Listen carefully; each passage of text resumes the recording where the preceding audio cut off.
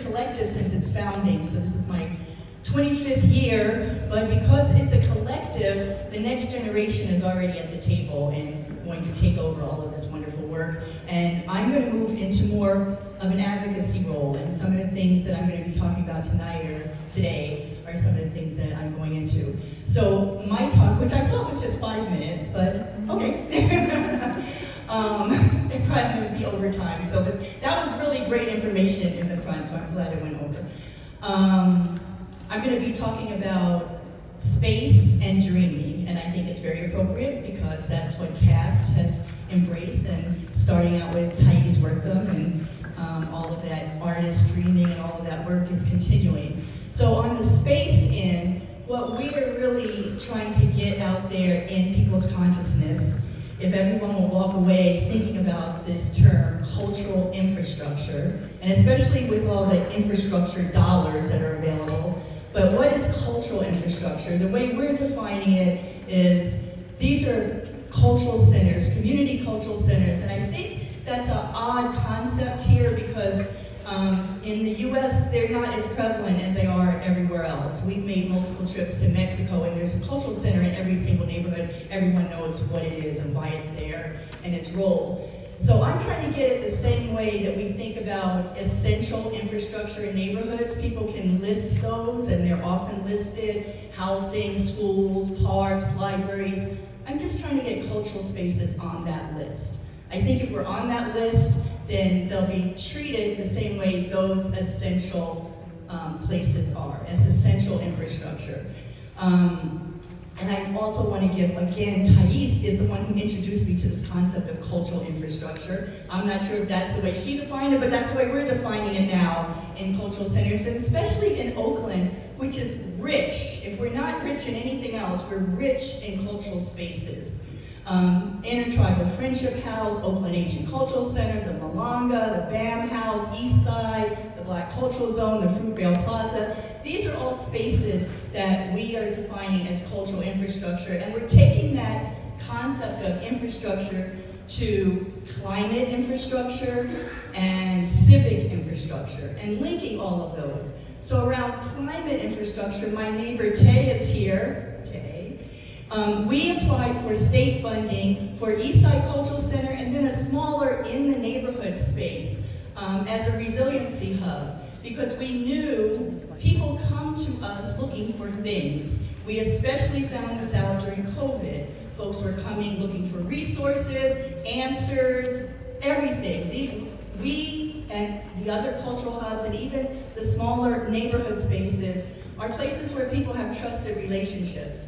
So they come there. And the extra benefit that we have is we have artists on site. So we were able to, during COVID, these are some of the examples of how we're kind of doing this resiliency stuff. We worked with Amara Tabor-Smith and Regina Davis, where we're located in Oakland on International Boulevard. Is kind of the epicenter of sex trafficking. Which means there's a lot of young women and girls out on the street, and during COVID it was very precarious. So we came out there with theater, with ritual, with performance theater that was telling these young women that they were beloved. That was the kind of theme of it. And then we also gave out PPE, masks and all of that. It was really critical. So in applying for this state funding, which we didn't get, a park and rec got it, which is good. I think it should go to parks and recs and libraries and cultural centers, is that we would have more resources. We would have places for people to charge their devices. There would be cooling spaces and heat emergencies. We would just be prepared. So part of this is just trying to be prepared. The last C, I'm trying to think if we're going to call this the C3 infrastructure, is civic infrastructure. And I added this because I was part of I was watching a webinar put on, I'm not sure the organization, but it's called connectivetissue.us. And it was a couple-hour webinar on civic infrastructure, and to me, what they had done is what we're trying to do here. They had compiled all of the research, all of the examples, all of the ways that policy can shift or funding can come. It was an amazing resource. And I said, if we could do that for cultural infrastructure, that would be great. Civic infrastructure, they're defining as these kind of third spaces, libraries. They had a whole list of things no cultural center anywhere in the webinar ever mentioned, never, because I don't think it's a concept folks get. But these third spaces where movement building and civic engagement and community engagement happen, which exactly happens in cultural centers. So those three infrastructure themes, cultural, civic, and climate, I think can be further advanced and help us keep all of this work going. The last thing I want to talk, the second and last thing, is around dreaming. Dreaming.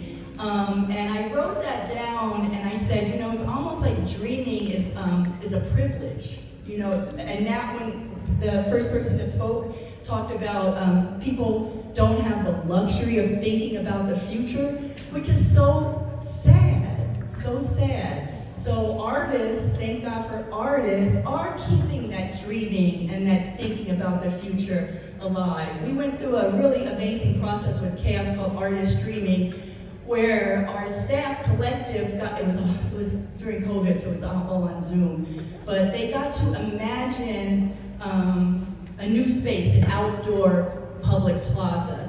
And everybody was just like, what? We can just say all this stuff and they'll write it down and it's real? It's like, yes, do it. So we're still trying to make it real, but just that idea of opening the door for dreaming was a big thing.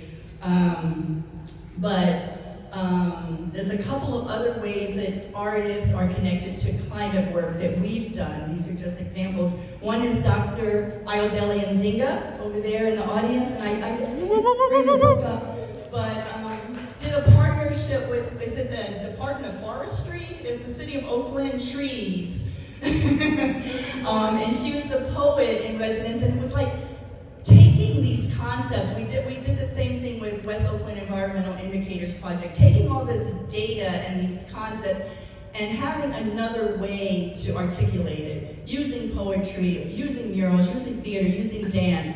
But I love that there was a play on trees, because it was talking about trees in Oakland, and poets, so of course it's poetry, and there's a wonderful zine that was produced from there, from that project. And then just on the work that we're doing with West Oakland Environmental Indicators Project, oh, there's a zine being held up.